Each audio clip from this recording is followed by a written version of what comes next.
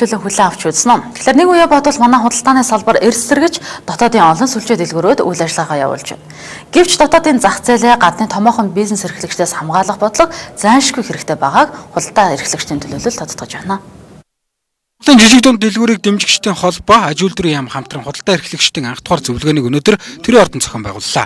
Уг зөвлөгөөнд дотоодын том жижиг бүхэл сүлжээ дэлгүүрүүдийн эрхлэгчид оролцож бизнес эрхлэхэд тулгарч байгаа бэрхшээлүүд аж үйлдвэрийн яам байгуулагчнаар бизнес эрхлэгчдийн үйл ажиллагааг төр хэрхэн дэмждэг болсон зэрэг ололттой талуудаа дүгнэн ярилцлаа. Өнөөдрийн тавьж байгаа гол сэдв юу гэж нөхөр ерөөсөө дэлгүүрүүдийг нэгдсэн сүлжээнд оруулах цаг нь болцсон уу гэдэг тухай асуудлын тухай ярьж байна. Аюулгүй байдлын талаарч тэр тийм ээ үйлчлэгийн стандартаарч тэр захимжсан нөхцөл байдлаарч тэр хүмүүсд шууд хүрдэг энэ үйлчлэгийн соёлтой газруудын тухай асуудал. Тэгэхээр энэ хүмүүсд санаачилж байгаа нь энийг хийж үтэй энэ дээр одоо үйлдвэрлэхийн бодлогыг борлуулалт эрхэлдэг асуудлаа энэ дэлгүүрүүдэд нэг тал болгоё, энийг төрийн бодлогын дэмжлэгтэйгээр хамтарч яа гэдэг асуудал хамгийн чухал гэдгээр аж үйлдвэрийн акцент өгч байгаа. Яг өнөөдөр манай Монголын дэлгүүрүүд яг тэдгээр гадаадын сүлжээ дэлгүүрүүдэд өрсөлдөх чадамж хэр байгаа вэ? Хамгийн ихний жишээгээр ийм артикл ороод ирлээ шүү дээ. Тэгвэл өнөөдөр жижиг дэлгүүрүүдийг чадахжуулахын тулд бид нэр ганц бид нэр сургалтаар явуулаад гэж болохгүй байна. Төрийнхэн болоод хувийн хвшлийнхэн хамтын ажиллагаагаар нэгдэж энэ жижиг төрөдөр чиглэсэн бодлогыг хэрэгжүүлэх хэрэгтэй гэсэн үднээс энэ чуулга үйлдвэр зохион байгуулж байгаа. Нэг жилийн борлуулалт нь 23 их найд төгрөгөөр хэмжигддэг Солонгосын ийм арт сүлжээ дэлгүүрийг Монголд оруулж ирэх асуудал яригдж эхэлжээ. Хэрвээ уг сүлжээ дэлгүүр манад орж ирвэл дотоодын дэлгүүрүүд үйл ажиллагаагаа явуулахад хүндрэлтэй болох юм байна. Өнөөдөр ийм бат орж ирж байна.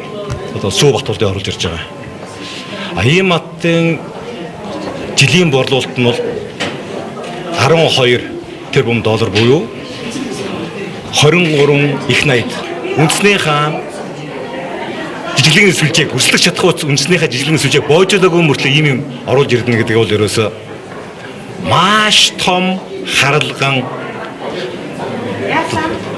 одоо ми иргэнийхээ хувьд хэлэх юм бол нүдэн сохор чихэн дүлий сэтгэл байхгүй ийм бодлого явуулж ирсэн юм.